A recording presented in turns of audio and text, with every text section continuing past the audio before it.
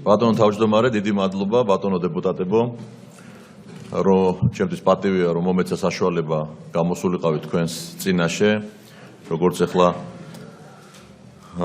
ითქმის ხოლმე, რომ საზოგადოებრივი ინტერესი არის ძალიან მაღალი და ჩვენი ინტერესიც არის ჩვენი ჯგუფის ინტერესი მაღალი, რომ გაირკვეს რეალურად რა ხდება. მე მზათა ვარ მოგაწოდოთ დეტალური ინფორმაცია შექმნილ საკითხთან დაკავშირებით და უპასუხო ნებისმიერ კითხვას, რომელსაც თქვენ მე დამისვამთ. ვეცდები, რომ ვიყო ლაკონური, რამე თუ საკითხი ეხება 1 წლის 2007-2008 წლის ესე თქვათ პერიოდს, ამიტომ ჩემ გამოსვლაში იქნება ძირითად საკითხებზე აქცენტი გამახვილებული, რადგანაც თქვენ მიხვდეთ ამ ესე თქვათ ამ მთელი ამ ისტორიის შინაარსს. ჩემი მოხსენება ალბათ დაიყოფა 3 ნაწილად. პირველი ნაწილი იქნება 2007-2008 წლის ტრანზაქციები, რომელსაც იძიებს პროკურატურა, ფულის მონიტორინგის სამსახური, იძიებს საგადასახადო ინსპექცია და ეროვნული ბანკი. ჯერ ამ საკითხს შევეხებით და მოგიყვებით რა მოხდათ რეალურად, ფაქტებით და დოკუმენტებით. შემდგომ მეორე ნაწილი იქნება ის შეფასება, რომელიც მე გავაკეთე, თუ რატო არის ეს საკითხი ორკესტრირებული და რატო არის სახელმწიფოს მხრიდან ზეწოლა ჩვენზე, სახელმწიფოს უწყებების მხრიდან ჩვენზე ზეწოლა და მესამე ნაწილი იქნება დასკვნითი ნაწილი, რომელსაც მოგახსენებთ. 2007 წელს TBC ბანკი, ჯერ მოგახსენებთ, რომ მე გახლავარ TBC ბანკის დამფუძნებელი, ბატონ ბადრი ჯაფარიძესთან ერთად, რომელიც დავაფუძნეთ 92 წელს. არ მოყვები იმ ისტორიას, საიდან დავიწყეთ, 350 ბანკი შეიქმნა 92 წელს და ძალიან მცირე კაპიტალით და სწორედ 2007 წლამდე ჩვენი საკმაოდ სერიოზული მუშაობით და ასევე ორი საერთაშორისო ფინანსური ინსტიტუტის შემოყვანით ბანკის დაფუძნებელთა სტრუქტურაში, ეს იყო 2000 წელი, 10%-ში თითოეული მათგანი, ეს არის საფინანსო კორპორაცია მსოფლიო ბანკის და გერმანიის განვითარების ბანკის სახელმწიფო ბანკი. ეს იყო სტრუქტურა. მე და ბადრი ჯაფარიძეს გვეკავა 80%-მდე, ძალიან პატარა პროცენტი ეკავა ჩვენ ერთ-ერთ პარტნიორს, მაგრამ შეიძლება ჩავთვალოთ, რომ 80%-მდე ვიყავით ფლობელები TBC ბანკის 2007 წლამდე. 2007 წელს TBC ბანკი გახდა სიცოცხლით ბატონ მამუკა, სიცოცხლით რა. მეგობრებო, არის ხმაური და მოძრაობა. ძალიან გთხოვთ რა. დაბრძანდით და ხელს ნუ შემიშლით მუშაობაში რა. ამ ადამიანებს ქონდათ განცდა, რომ პარლამენტში არავინ არ უსმენს და ეხლა თუ ხმაური იქნება, მართლა იქნება განცდა, რომ მართლა არავინ არ უსმენს. ამიტომ სადაც შესაძლებლობა არის, რომ დაბრძანდით, აი არის ადგილები, ჟურნალისტებს მინდა გთხოვოთ, ამ სტრეს საზოგადოებას გადაბრძანდით. წინ უხალ, აგერ არის ადგილები, დაბრძანდით. მე მათ ვაძლევ შესაძლებლობას, რომ პარლამენტში მოусმინონ. ამიტომ იქაც არის და დაბრძანდით. მინდა მათ კონდეს შესაძლებლობა, რომ პარლამენტში მოусმინონ. ამიტომ ეს შესაძლებლობა აქვთ მათ და გთხოვთ თქვენ დაბრძანდეთ. და გთხოვთ დამშვიდეთ. გაგძინეთ რა. 2007 წელს, როგორც მოგახსენებთ, სტრუქტურა გამოიყურებოდა შემდეგნაირად, 80% წარმოადგენდით ბანკის 80%-ს მე და ბადრი ჯაფარიძე და 10% წარმოადგენდა მსოფლიო ბანკი და გერმანიის სახელმწიფო ბანკი. 2007 წელს TBC ბანკი გახდა ყველაზე დიდი ბანკი საქართველოში და ძალიან სწრაფად მზარდი ბანკი. მოგეხსენებათ, რომ 2007 წელი ჩვენი ბოლო 25-27 წლის ისტორიის მანძილზე იყო ყველაზე მაღალ მზრდადი წელი, რამე თუ შიდა მოხმარების პროდუქტი და ასე თქვათ GDP-ის ზრდა იყო ძალიან მაღალი. შესაბამისად, ბანკი აგრძელებდა დაფინანსებას და რაღაც მომენტში ბანკმა დაარღვია კაპიტალის ადეკვატურობის ნორმა. ალბათ განმარტება არის საჭირო, ეს არის ნორმა, როცა ეროვნული ბანკი, ანუ მარეგულირებელი დაწესებულ პარამეტრებში ვერ ჯდები, ანუ კაპიტალი გჭირდება, რომ გაზარდო იმისათვის, რომ გააგრძელო საქმიანობა და დაკრედიტება. სამწუხაროდ, ეს არის კარგი პრობლემა, ეს არ არის ცუდი პრობლემა, ეს არის კარგი პრობლემა, ეს ნიშნავს, რომ ეკონომიკა იზრდება, ეს ნიშნავს, რომ ბანკი იზრდება, უბრალოდ იმისათვის, რომ გააგრძელო მუშაობა, გჭირდება ახალი დამატებითი კაპიტალის მოზიდვა.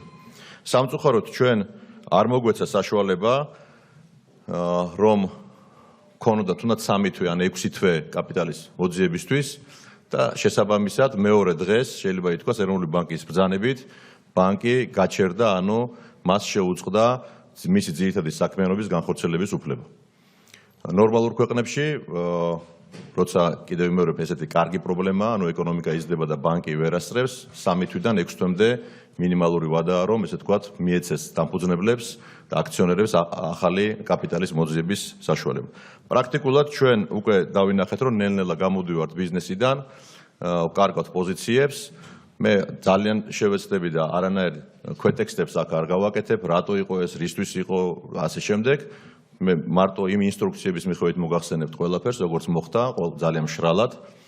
ამის მერე ჩვენ დავიწყეთ ძიება ინვესტორის, რომელიც TBC ბანკში განახორციელებდა და TBC ბანკი დაუბრუნდებოდა თავის საქმიანობას. აქვე მინდა გითხრათ, რომ ჩემი თანამდებობა პირველი დღიდანვე 27 წელია მე გახლავართ თავმჯდომარე TBC ბანკის სამეთვალყურეო საბჭოში და მინდა დარწმუნებული ვარ, რომ თქვენ ეს იცით ჩვენი კანონმდებლობის შესაბამისად, მაგრამ მაინც ერთხელ გავიმეორებ, რა შედის ჩემ ფუნქციებში.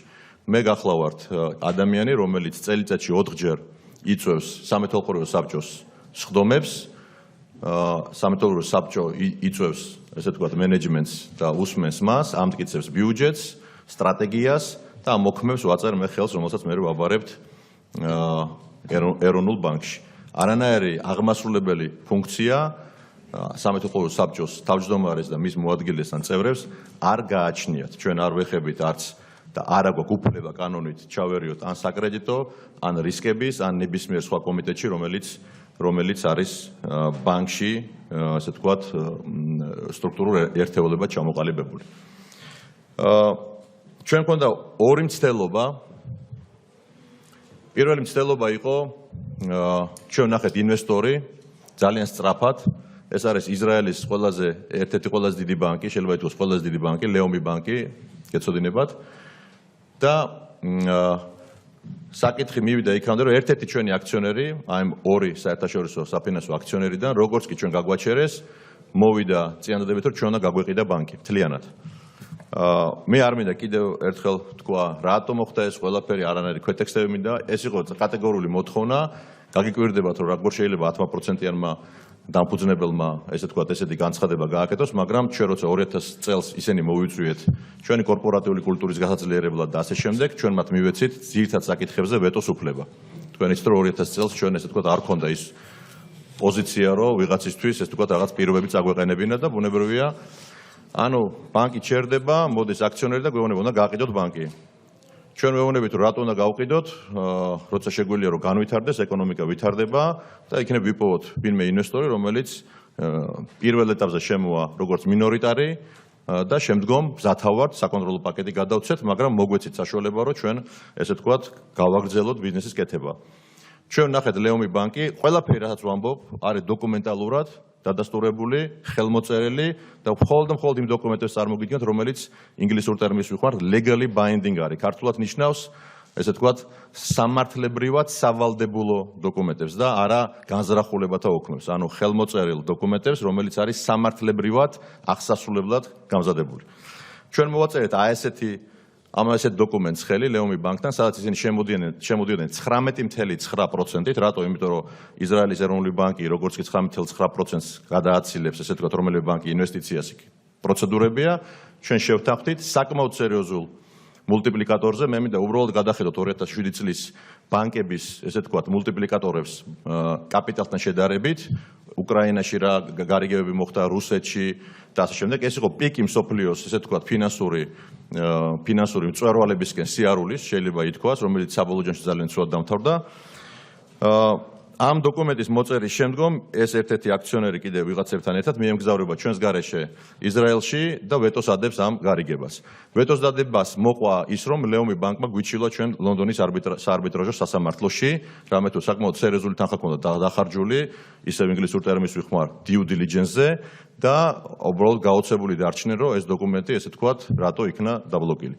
ამ დროს კიდევ ვიმეორებ, ბანკი გაჩერებულია, ეკონომიკა იზრდება, ჩვენ პატარავდებით და ბუნებრივია სხვა იკავებს ჩვენ ადგილს. ამის მერე ბანკმა გადაწყვიტა დაექირავებინა მსოფლიოს წამყვანი საინვესტიციო ბანკი, ეს არის მერი ლინჩი, გეცოდინებათ, ყველას, რომელთანაც გავაფორმეთ კონტრაქტი და ვთხოვეთ მათ, რომ მოეძებნათ ჩვენთვის ახალი ინვესტორი. ახალი ინვესტორი იქნა ნაპოვნი, ორი ინვესტორი იქნა ნაპოვნი. ერთი იყო OTP ბანკი, ეს არის საკმაოდ დიდი ევროპული ბანკი, უნგრეთის წარმომავლობით, საკმაოდ დღესაც საკმაოდ ძლიერი ბანკი. მეორე ბანკი, ეს არის EIB, ეს არის ირლანდიის ალიანს ბანკი, ევროპის ერთ-ერთი უმსხვილესი ბანკი იმ დროს. იქ ჩვენ ავირჩიეთ ირლანდიელები, რამე თუ ირლანდიელები გვთავაზობდნენ 20%-იან ასევე შემოსვლას კაპიტალში, ჩვენი კაპიტალი გამრავლებული 2.5 კოეფიციენტზე, ესეთი კოეფიციენტები დღეს უკვე აღარ არსებობს ბაზარზე, ოღონდ გვიყვენებდნენ შესაბამის რამოდენიმე პირობას. OTP-ს აღარ გავაგრძელებ, იმიტომ რომ მათ უნდათ ასევე მთლიანად ბანკის ყიდვა და ბუნებრივია ჩვენ დავანებეთ მათ თავი და გავაგრძელეთ ირლანდიელებთან ხელშეკრულება. გაფორმდა ირლანდიელებთან ხელშეკრულება, ასევე იურიდიულად სავალდებულო. მე მახსოვს 40 ირლანდიელი იყო ჩამოსული ამ ბანკიდან და რამოდენიმე თვის განმავლობაში ატარებდნენ დეტალურ შესწავლას. ამ დოკუმენტში წერია, რომ პირველი ჩვენ უნდა დაუბრუნდეთ ბაზარს, ანუ გავზარდოთ კაპიტალი ჩვენივე საშუალებებით, თუმცა ისინი ამბობენ, რომ ის თანხა, რასაც ჩვენ ჩავდებთ კაპიტალის გასაზრდელად, ისინი ამ თანხის გადაფინანსირებას მოახდენენ. ანუ აქ არის ლაპარაკი 80 მილიონ დოლარს. ანუ EIB გვეუბნება, რომ ჩვენ გვინდა დავწმუნდეთ, რომ ეს არ არის სხვა რამის გამო გაჩერება თქვენი, ეს არის უბრალოდ ტექნიკური საკითხი, თქვენ შემოიტანეთ თანხა და ჩვენ გაძლევთ დოკუმენტს, რომ ჩვენ ამ თანხას გადაგიფინანსებთ. გარდა ამისა, ისინი ამბობენ, ჩვენ ვდებთ 20%-ში უკვე გაზრდილი კაპიტალიდან 20%-ში 2.5 კოეფიციენტით ინვესტირებას, ციფრებს გეტყვით, იმ დროისათვის ჩვენ გავჩერით, ჩვენი კაპიტალი იყო 100 მილიონი დოლარი, ლაპარაკია 200 მილიონ დოლარის შექმნაზე, 200 მილიონი დოლარის 20% გამრავლებული 2.5-ზე ამ კოეფიციენტით შემოდიოდნენ ირლანდიელები. აგერ არის ეს დოკუმენტი, ეს უბრალოდ თავფურცელია, დოკუმენტები მთლიანობაში, მე რა თქმა უნდა, შემიძლია წარგიდგინოთ ხელმოწერილები. რას ვაკეთებთ? ჩვენ ვაწევთ ამ დოკუმენტს ხელს და გავდივართ ბაზარზე, მე და ბადრი ჯაფარიძე, რომ მოვიძიოთ სახსრები. სახსრები იმ გარანტიის ქვეშ, რაც ჩვენ ესე ვთქვათ, მოვაწერეთ ირლანდიის ბანკთან. ეს არის თქვენ მოგეხსენებათ, რომ სერიოზული დოკუმენტია და მე მგონი ესეთი გარანტიის ქვეშ ყველა გასცემს ცეცხლს. ვიპოვეთ კომპანია, ასევე დიდი ამერიკული კომპანია JP Morgan-ი, გეცოდინებთ. და აშმორის ფონდი. მივედით JP Morgan-თან და უთხარეთ, ჩვენ ვზდით რაში გჭირდებათ თანხა? ჩვენ ვეუბნებით, ჩვენ გჭირდება თანხა, რომ გავზარდოთ კაპიტალი, იმიტომ რომ გაჩერებულები ვართ. როგორ დააბრუნებთ ამ თანხას? ვეუბნებით, რომ აი, legally binding დოკუმენტი, ევროპის ყველაზე დიდი ბანკის ხელმოწერილი და ესე ვთქვათ, მათ უნდა დაინახო, რომ ჩვენ ვიღებთ ამ რისკს, აგერ გადაფინანსირების გარანტია და ასე შემდეგ. ვიღებთ 60 მილიონ დოლარს პერსონალურ კრედიტს, მე და ბადრი ჯაფარიძე, JP Morgan-ისაგან და აშმორის ფონდისაგან. ეხლა მინდა გითხრათ, რომ JP Morgan-ი დღესაც ერთ-ერთი ჩვენი მსხვილი აქციონერია TBC ბანკის. იმისათვის, რომ ჩვენ 200 მილიონზე ავსულიყავით, ბუნებრივია 10 მილიონს დებდა AFC და DG, ჩვენ დაგვაკლდა 20 მილიონი. 3 მილიონი ვისესხეთ პიროვნულად ერთი ჩვენი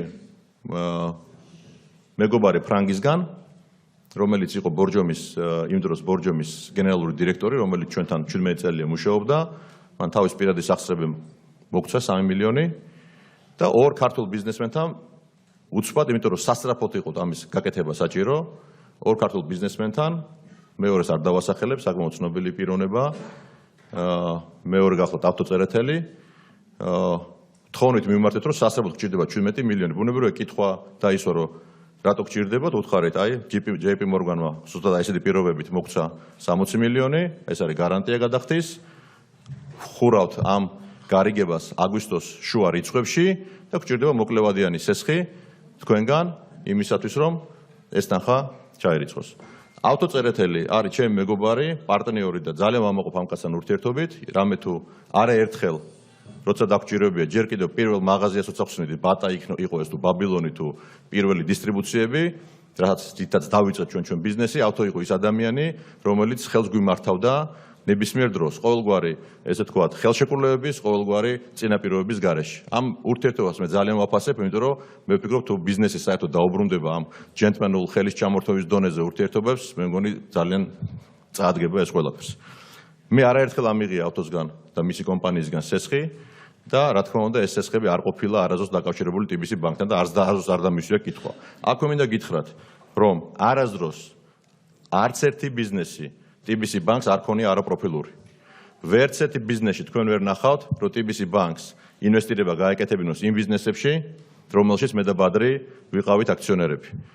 აი ეს სხვადაღებული არაპროფილური ბიზნესები TBC ბანკს არ ეხება, მთელი პასუხისმგებლობით ვლაპარაკობ და არასდროს ჩვენ ესეთი ესე თქვათ ოპერაცია არ ჩაგვიტარებია. აგერ არის ადგილი და დავბრძანდით რა. სხვა ადგილი არ არის მაშინ, აქ დავბრძანდეთ რა. შეგიძლიათ დავბრძანდეთ რა. უბრუნდები, შეიძლება?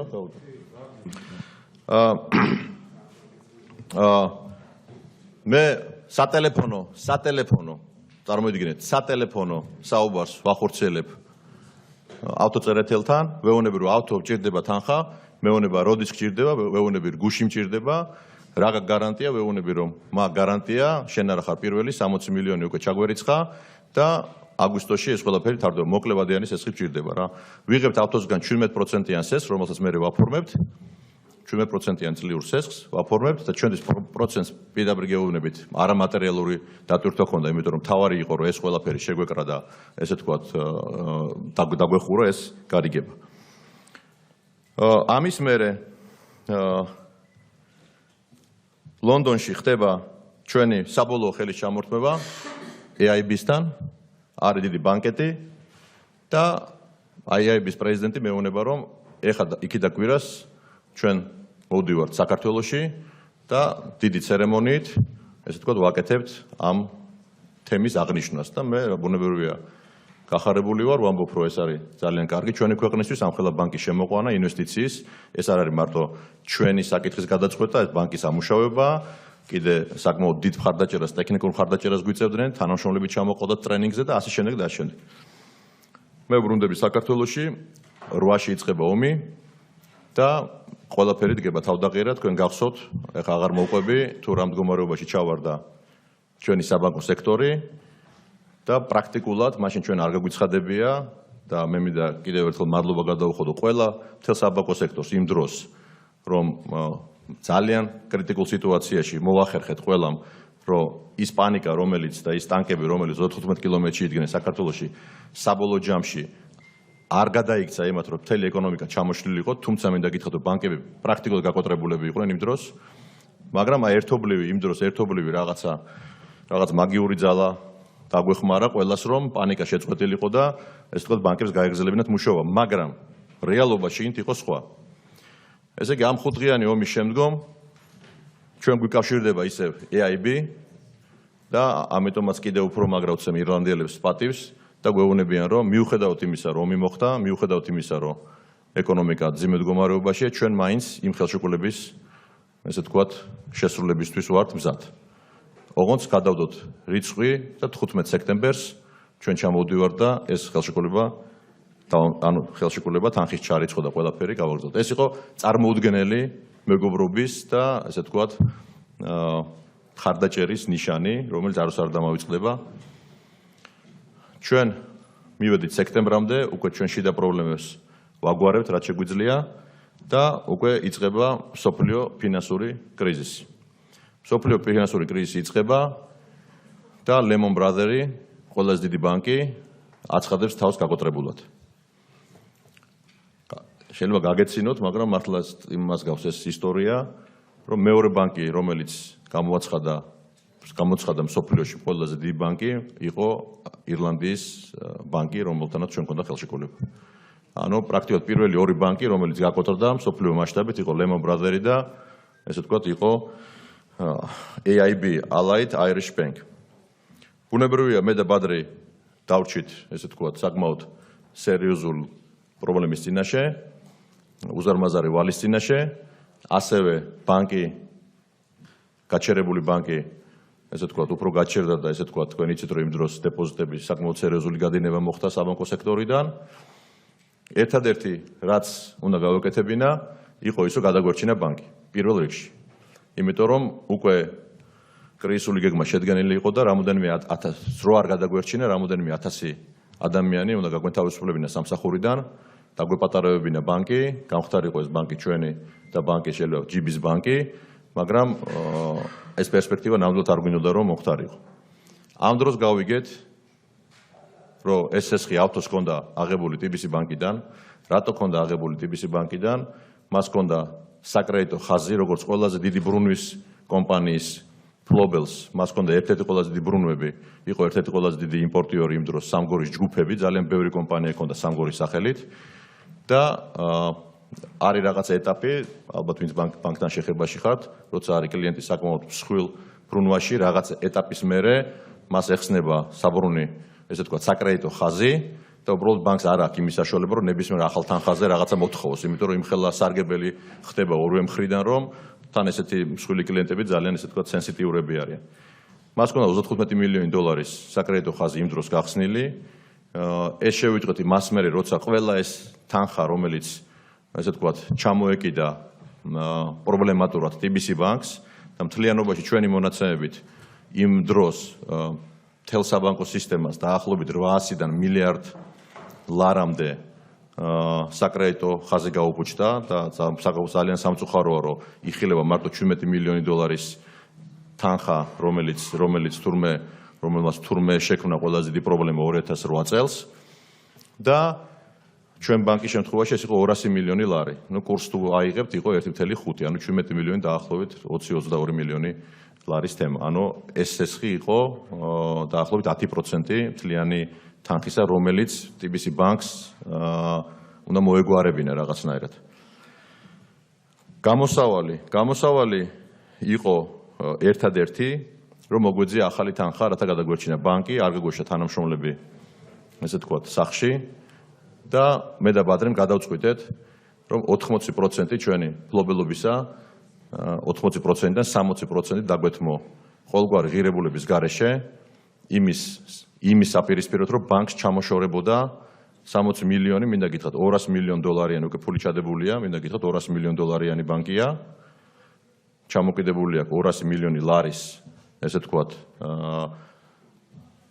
ტოქსიკური კრედიტები და ჩვენ ვიღებთ გადაწყვეტილებას, რომ 200 მილიონიანი ბანკის 60%-ს ვთმობთ იმისათვის, რომ ბანკი გასუფთავდეს და ბანკმა დაიწყოს ახალი ფუნქციონირება, თანამშრომლები შევინარჩუნოთ და ასე ვთქვათ, დავსახოთ ახალი გეგმები. ამას ვაკეთებთ, ჩვენი აქციონერობა ჩამოდის 80%-დან 20%-მდე. ამ შემთხვევაში დაზარალებული ბანკს არავინ არ აყავს მე და ბადრის გარდა და ახალი ინვესტორები, მათ შორის JP Morgan, რომლის კრედიტიც ჰქონდა, ესე ვთქვათ, AFC, DEG, ევრობანკი, ისე ქვია, FMO, ესენი ყველა სახელები თქვენთვის ცნობილია, ყველა არის სახელმწიფო ბანკები, იღებენ გადაწყვეტილებას, რომ 2009 წელს შემოვიდნენ ახალი კაპიტალით. ეს იყო დაახლოებით 40 მილიონი დოლარი, იმის აპირისპიროდ, რაც ჩვენ დავთმეთ, მე არ ვლაპარაკობ კოეფიციენტებზე და მერე კიდე 30 მილიონი შემოვიდნენ. სულ მთლიანობაში 70 მილიონი იქნა შემოტანილი. რა ხდებოდა ამ პერიოდში? ამ პერიოდში ეროვნულმა ბანკმა ბუნებრივია შეამოწმა TBC ბანკი სრულად და არანაირი კითხვა, მით უმეტეს ისინი საქმის ხურში იყვნენ, რომ შემოდიოდა საერთაშორისო საფინანსო ინსტიტუტები და აუცილებლად უნდა ყოფილიყო ეროვნული ბანკის შემოწმება, ჩატარდა შემოწმება, არანაირი კითხვა არათუ სამგორზე, არამედ საერთოდ ამ პორტფელზე არ იყო, იმიტომ რომ ეს სიმძიმე ავიღეთ ჩვენ და პრაქტიკულად, ესე ვთქვათ, ემოციურადაც, წესიერების ფარგლებში და ყველაფრის ფარგლებში ელემენტარულად ჩვენ პრაქტიკულად ორმა ძირითადად დამფუძნებელმა გადავიბარეთ ეს პრობლემები. ამის გარდა ჩვენი აუდიტორი გახდათ იმ დროს PricewaterhouseCoopers-ი, მე აქ მაქვს PricewaterhouseCoopers-ის დასკვნა, სადაც ასევე არანაირი წითელი დროშა აწეული არ არის, თქვენ იცით, რომ როცა აუდიტი კეთდება, იქ ესე ვთქვათ, ხაზობრივად მიდის ყველა ჩამოწერილი ან ბალანს გარეშე გასული სესხების სპეციფიკაცია და დასკვნა. ეს დოკუმენტიც აქ არის და უფრო მეტიც თითოეულმა საერთაშორისო საფინანსო ინსტიტუტმა, რომელმაც ფული ჩადო ბანკში 2009 წელს, ჩაატარა თავისი due diligence. იმიტომ რომ თქვენ იცით, რომ არც ერთი საფინანსო ინსტიტუტი ბატონო მამუკა 20 წუთი გავიდა და მითხარით რამდენი გნებავთ კიდე? კაი, მაშინ დავამთავრებ. მადლობა. კიდე 10 წუთი. დავამთავროთ, მითხარით რამდენი გნებავთ კიდე? ავიცი. რამდენი გნებავთ კიდე გეკითხებით დროს? 15 წუთი თუ შეიძლება და კი ბატონო. ანუ ეს თემები იყო შემოწმებული. ამის მერე ჩვენ 2009 წლის მერე ვიწყებთ ახალ ენერგიით და შედეგი იცით, რომ ჩვენ TBC ბანკი გავიყვანეთ სოფლიო კატეგორიის ბანკებში, გავიყვანეთ ლონდონის ბირჟაზე, იგი არის დღეს FTSE 250-ის წევრი და შედის 250 ყველაზე დიდი კომპანიის სიაში, რომელიც ვაჭრობს ლონდონის საერთაშორისო ბირჟას. ეხლა გადავალ თქვენის ნებართვით გადავალ მეორე საკითხზე, რომელიც მოგახსენეთ, რატო არის ორკესტრირებული. 2018 წელს ივნისის თვეში ეს დაადასტურა პროკურატურამ თავის ინტერვიუში. ჩვენ ეს არ ვიცოდით, თურმე ესე თქვათ მუშაობდნენ და ეს თვითონ თქვეს. შემოდის ჩვენთან სხვადასხვა დროს 2008 წლის 18 წლის ივნისიდან იწყება, შემოდის 4 უწყება, ეს არის ფულის მონიტორინგის სამსახური, ეს არის პროკურატურა, საგადასახადო და ეროვნული ბანკი და პარალელურ რეჟიმში იწყებენ, ესე ვთქვათ, ჩვენგან კონკრეტულად ამ საკითხზე დოკუმენტაციის ამოღებას. მინდა გითხრათ, რომ კანონმდებლობით საბანკო სექტორს არ აქვს ვალდებულება შეინახოს დოკუმენტაცია, რომელიც 6 წელიწადზე მეტია. ჩვენ ვალდებული ვართ, რომ გავანადგუროთ დოკუმენტაცია. მიუხედავად იმისა, რომ ჩვენი მთელი საქმიანობა არის გამჭვირვალობაზე დაყნობილი, მიუხედავად იმისა, რომ ჩვენ გქონდა იურიდიულად და კანონით მონიჭებული უფლება, რომ როცა დავინახეთ, რომ ესეთი შემოტევაა, იმიტომ რომ ესეთი შემოტევა ჩვენ 27 წლის განმავლობაში არ გქონია, როცა ამდენი უწყება ერთობლივად შემოდის, თუნდაც ჩავთვალეთ, რომ დასამალია, რა თქმა უნდა, არაფერი არ არის და მივეცეთ ყველა ჩვენ ხელთ არსებული დოკუმენტი, რომელიც ჩვენ გქონდა 10 წლის წინადელი, 11 წლის წინადელი არქივში. ამის შემდგომ ამას ემთხვევა ძალიან საეჭვოდ ივლისის თვეში TBC ბანკზე განხორციელებული კიბერშეტევა. მინდა გითხრათ, რომ TBC ბანკი გამოირჩევა მაღალტექნოლოგიური ინოვაციებით და ჩვენ ბანკში 400 უნიჭიერესი ახალგაზრდა მუშაობს, რომელიც მარტო ფოკუსირებულია საინფორმაციო უზრუნველყოფაზე და უსაფრთხოებაზე და ახალი პროდუქტების შექმნაზე. ჩვენ არა მარტო დავიცავით ეს კიბერშეტევა და დავიჭირეთ სიგნალი, არამედ მივაგენით მისამართს, კომპიუტერებს, ოთახს და ეს დეტალური ინფორმაცია მივაწოდეთ შინაგან საქმეთა სამინისტროს. იმის მერე 5 წერილი მივწერე, ესე ვთქვათ, მინისტრს იმასთან დაკავშირებით, თუ სადგას გამოძიება, ერთი კვირის წინათ მივიღეთ ვიღაც გამოძიებლის წერილი, რომ თურმე კომპიუტერი არის ამოღებული და წასაღებულია ექსპერტიზაზე. კიდევ ვიმეორებ, ჩვენ ვიცით მისამართი, ოთახი და ის ხალხი ვინ ძის ამ კომპიუტერებთან. ამის შემდგომ ბატონო თბილისში ცენტრალურ გამზირზე. ეს არის სავარაუდოდ ის ოფისები, საიდანაც ეგრეთ წოდებული ბოტები და ფაბრიკები იმართება და ესე ვთქვათ, ესეთი დიდი შეტევაა ჩვენს მიმართ, აი ბოლოს თუ გადაავლებთ ესე ვთქვათ, სოციალურ მედიას, ყველაფერი ალბათ რაღაც ნაწილი იქიდან მოდის. ამის შემდგომ ჩვენ რა თქმა უნდა ამ ტრანზაქციაზე ყველა ინფორმაცია მივაწოდეთ პროკურატურას, რომელიც ოქტომბერში გამოჩნდა, მივაწოდეთ ყველა ჩვენი პირადი ანგარიში ამ თანხის მოძრაობის, საიდან ავიღეთ, სად ჩაირიცხა და ასე შემდეგ. კიდევ ერთხელ ვადასტურებ, რომ 80 მილიონი თავის 17 მილიონიანად ჩაირიცხა ბანკის კაპიტალში, რაღაც ნაწილი გადაირიცხა მსოფლიო ბანკში ოფისის საყიდლად ეს არის მთელი ოპერაცია. დადასტურებულად ეს დოკუმენტაცია და ეს მასალა მიცემული გვაქვს ჩვენ უწყებებისთვის რიცხვების, საათების, საბანკო ანგარიშების ამონაწერის დონეზე. ამის შემდგომ ხდება ჩემი დაბარება პროკურატურაში. მე ბუნებრივია ვიყენებ კანონით მონიჭებულ უფლებას და ვითხოვ მოსამართლის წინაშე ესე ვთქვათ გამოკითხვას, რომელიც ჩატარდა და იქ ვამბობ რამოდენიმე ფრაზას ბოლოში. რომ ვამბობ, რომ ალბათ იცით, რომ ჩვენ მუშაობთ დიდ პროექტზე, ეს არის ანაკლის პროექტი. ჩვენ ღია ვართ გამოძიებისთვის, მზათა ვართ, რომ ყველა ინფორმაცია მოგაწოდოთ, თუ კიდე რამე არის საჭირო. მზათა ვართ გეთანამშრომლოთ, მაგრამ გთხოვთ, რომ ეს საკითხი იყოს კონფიდენციალური, იმიტომ რომ 19 იანვარს ვაწერთ ხელს ორ სახელმწიფო ბანკთან, ეს არის ჰოლანდიის და გერმანიის ბანკი და ჭორის დონეზე მე უბრალოდ ემოციურად ვუთხარი, რომ თბილისი მაინც პატარა ქალაქია, ჭორის დონეზეც რომ იყოს, რომ თქვენ რაღაც ფულის გათეთრების თემასთან დაკავშირებით საქმე გაქვთ, რომელიც იქ გვითხრეს, რომ ეს არის ფულის გათეთრებასთან დაკავშირებით საქმე, მე ვუთხარი, რომ ეს შეუშლის ჩვენ უზარმაზარ პროექტს.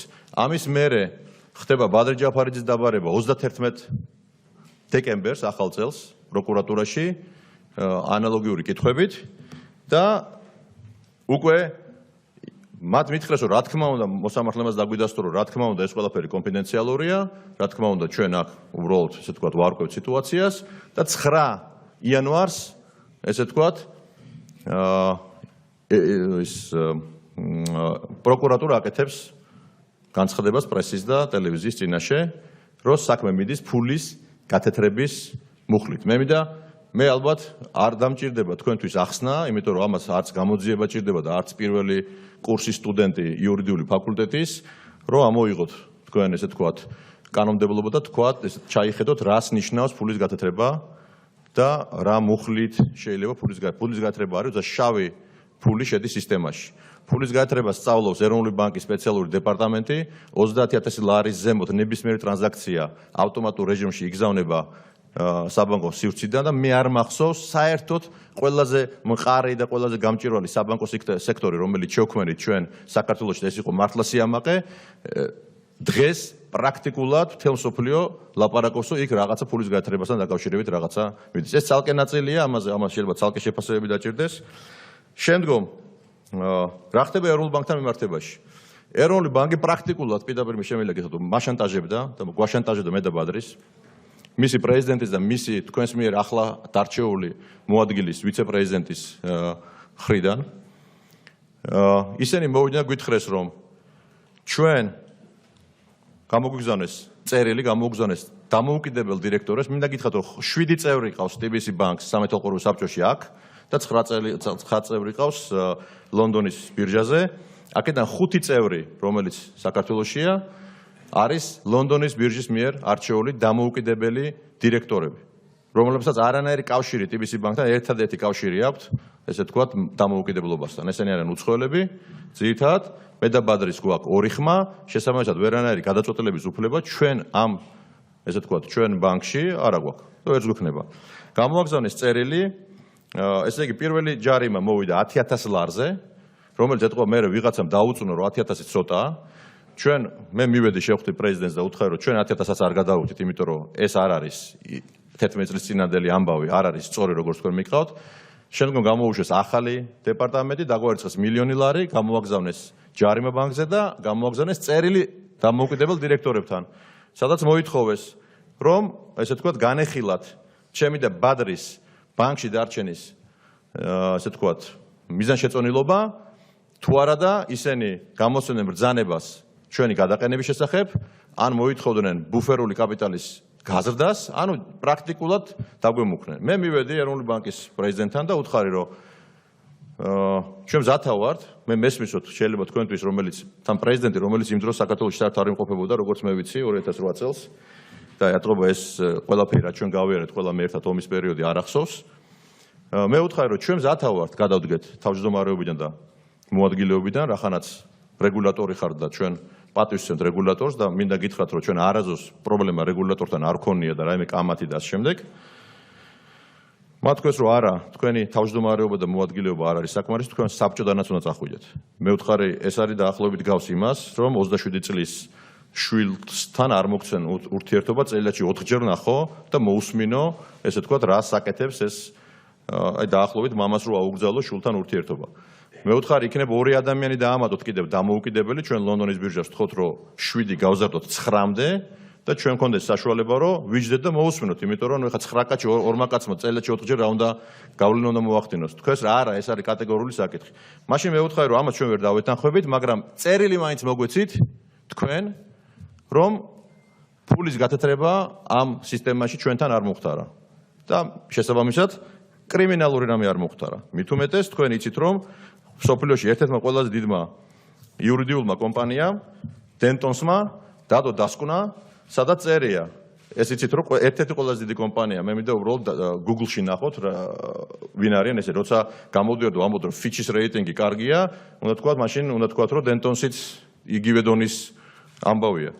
როცა ეს მივაწოდე და მივაწოდე მე განცხადებაში ვთქვი, რომ მივაწოდე ყველა ეკონომიკურ ბლოკს დენტონსის დასკვნა და თხოვე, რომ გარკვეული იყო არავინ არ დამიკავშირდა, მე შტაბ-ეჭვად დამრჩა, რომ უკვე ადამიანებმა მხარე დაიჭირეს ამასთან დაკავშირებით, იმიტომ როგორ შეიძლება გამოძიება მიდის, რაღაცა უდანაშაულობის პრეზუმპცია არსებობს, ჯერ დამნაშავეც არ არის ცნობილი, დაზარალებულიც არ არის ცნობილი, პრესკონფერენციაზეა გადასული, ესე თქვა, პროკურატურა, მე ჩავთვალე, რომ არსებობენ ადამიანები ეკონომიკურ გუნდში, რომელიც დაინტერესდებიან და აი როგორც თქვენ ახლა მე კითხვებს დამისვამთ, ესე დამისვამენ კითხვებს. სამწუხაროდ მივიღეთ ის, რომ ბანკი კარგია და მამადრის და მამუკას აქვს პრობლემები და ესე არ გამოვა, მეგობრებო, და მე მინდა გითხრათ, რომ პირველი განცხადებიდან მეორე განცხადებამდე ჩვენმა ინვესტორებმა 200 მილიონი დოლარი ზარალი მიიღეს. ეხლა მე მოვისმინე განმარტებები, რომ გამოდიან, რომ ბანკის აქციები აიწია იმ ხალხმა რაქნას, ვინც წააგო. ეს რა არითმეტიკაა, ეს როგორი არითმეტიკაა, რომ 200 მილიონი წააგო, ჩვენ გვყავს 1000-ზე მეტი ინვესტორი. აქედან 200 გვყავს ყველა რეპუტატულია, მაგრამ 200 გვყავს ცნობილი სახელი. აქედან ნახევარი არის ამერიკის შეერთებული შტატებიდან, ნახევარი არის ინგლისიდან. ესე იგი, მე ვეუბნები, რომ მოგვეცით წერილი, რომ ეს საკითხი არაფერ კავშირში არ არის ფულის გაეთრებასთან დაკავშირებით. ვეუბნები ეროვნული ბანკის პრეზიდენტს და მის ვიცე-პრეზიდენტს. მეორე დღე იგივე კითხვა დასვეს ჩვენმა პარტნიორებმა, ერთ-ერთი ბანკის ვიცე-პრეზიდენტი ჩამოვიდა, ეს არის აზიის განვითარების ბანკი, ADB, და მან თქვა, რომ ესე არ შეიძლება, თქვენ უნდა თქვათ, ესე თქვათ, რასთან აგვაქვს საქმე. მეორე დღეს ვიღებ წერილს, ვიღებ WhatsApp-ით წერილს და სადაც წერია, რომ ეს არის წერილი, გახაზული მაქვს, სადაც წერია, რომ ჩვენი კომპეტენციის ფარგლებში ეროვნული ბანკი მწერს. ანუ წერილის ნიმუშია. არანაირი კრიმინალური და ფულის გაეთრების საკითხი არ არის. საკითხი ეხება ინტერესთა კონფლიქტს. მე როგორც კანონმორჩილმა ადამიანმა დავსვი კითხვა, როგორ გამოვიყენოთ ეს წერილი. მათ მითხესო, ამ წერილს გამოიყენებთ ხომ თქვენი პარტნიორი ბანკებისთვის, მაგრამ ამ წერილს თქვენ სხვაგან ვერ გამოიყენებთ. მე გაოცებული დავჭი, იყო ეს პრაქტიკულად, ეს არის ინგლისურად ამას ქვია blackmailing-ი, ქართულად ქვია მას შანტაჟი. ანუ მეუბნებია, რომ თქვენ გადადექით და იმასაც კი არ ვიტყვით. ხმამაღლა გასაგები იყო, რომ ისინი ვერ წავიდოდნენ ეგრეთ წოდებული პროკურატურის, ესე თქვათ, ვერსიასთან წინააღმდეგობაში. ამის მერე მე ვთხარი, მე მირჩენიო თქვენ მომხსნათ, იმიტომ რომ ეს არის დისკრიმინაცია, ეს არის უფლებების შელახვა და არაპროპორციული ზომები ჩვენს მიმართ. ამის მერე მოგდის 5 წერილი და ბანკის აქციები ისე ვარდება ყველაზე დაბალ ნიშნულზე. მე ვაკეთებ ძალიან ზომიერ განცხადებას, მივემგზავრები ბადესთან ერთად ლონდონში, რომ შევხვდი აქციონერებს და ბატონებო დამიჯერეთ, ტყუილია რომ ვიღაცამ გადაგვაყენა, ვიღაცამ გადმოგვაყენა. ეს იყო ჩემი გადაწყვეტილება, რომელიც დავწერე თვითმფრინავში, იმიტომ რომ კამბოჯაში მივემგზავრებოდი იაპონელებთან შეხვედრაზე და გადავდექი სწორედ იმის გამო, რომ ბანკი მთლიანად არ ჩამოქცეულიყო. მე არ მინდა ეხლა აქ ეტყო ბევრი დრო მიმაქვს და არ მინდა ის კომენტარები წაგიკითხოთ, რომელიც მოდის ჩვენი ინვესტორებისაგან. ეს არის კატასტროფა იმის წაკითხვა, პირდაპირ გეუბნებით. ეს არის ძალიან დიდი სამწუხარო ამბავი, რომელსაც თქვენ, ესე თქვა, წაიკითხავთ ყველაზე რეპუტაბელური ინვესტორებისგან, იმიტომ რომ ჩვენ მოგზაურო და პირისპირ ხვდებით მათ, ეხლა ჩვენი ჯგუფი ჩიკაგოშია და პირველი იწყება ამით. და მე აკეთებენ შეფასებას. ადამიანები, რომელსაც რისკი აქვს დაღებული ქვეყანაზე და ზოგი ნაყოფიც არ არის აქ. აქ ლაპარაკია ფონდებზე, ბანკებზე და ასე შემდეგ. არჩევნების მეორე ტურის წინ მე ვიღებ წერილს ერთ-ერთი ძალიან მაღალ ჩინოსნისაგან, რომელშიც პირდაპირ მუქარით გვეუბნება, რომ ისინი ჩვენ რეპუტაციას დაანგრევენ ადგილზე და საერთაშორისო ასპარეზზე. ეს წერილი მე მაქვს. მე ძალიან გამიკვირდა, რომ ესეთი წერილი დაწერეს და სიტყვიერად არ გვითხრეს ეს ყველაფერი. იქ იყო მოთხოვნები, რომელიც რა თქმა უნდა ჩვენ არ შევასრულეთ. ამიტომ ეხლა მე გეტყვით ბოლოს დასკვნაში, მე მინდა გითხრათ, რომ ესე თქვათ, როგორ მინდა, როგორ გთხოვოთ მინდა, რომ ეს პროცესი წავიდეს. ამის მერე თქვენ იცით მოვლენების განვითარება, რაც მოხდა და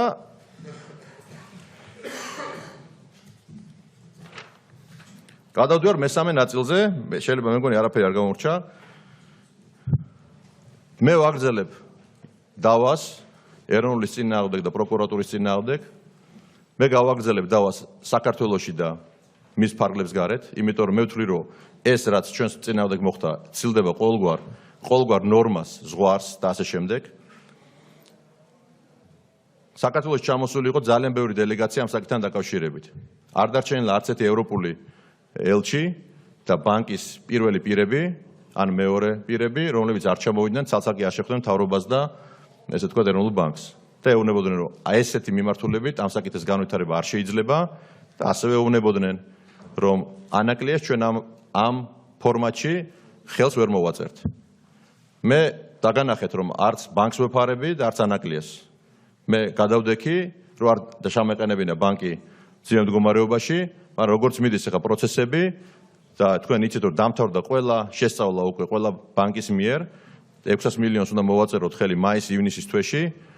მე წარმოუდგენლად მიმაჩნია, რომ ჩვენი მონაწილეობით ამ სიტუაციაში მოხდეს ესე თქვათ ამ კონტრაქტის დახურვა.